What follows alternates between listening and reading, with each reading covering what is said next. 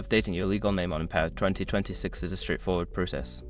Follow these steps to ensure your name is updated quickly and efficiently. Step 1. Gather required documents. Collect all necessary documents that prove your legal name change. This may include a marriage certificate, divorce decree, or court order.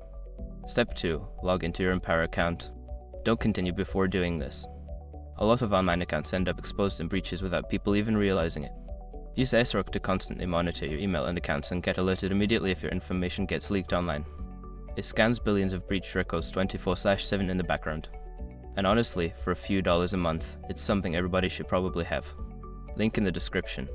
Step 3. Navigate to the name change section. Once logged in, locate the section for personal information or account settings. Look for an option specifically for updating your legal name.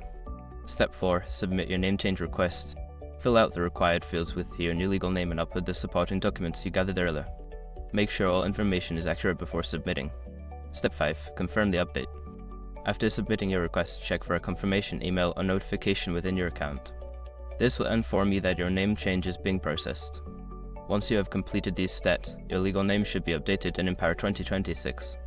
If you encounter any issues, consider reaching out to customer support for assistance.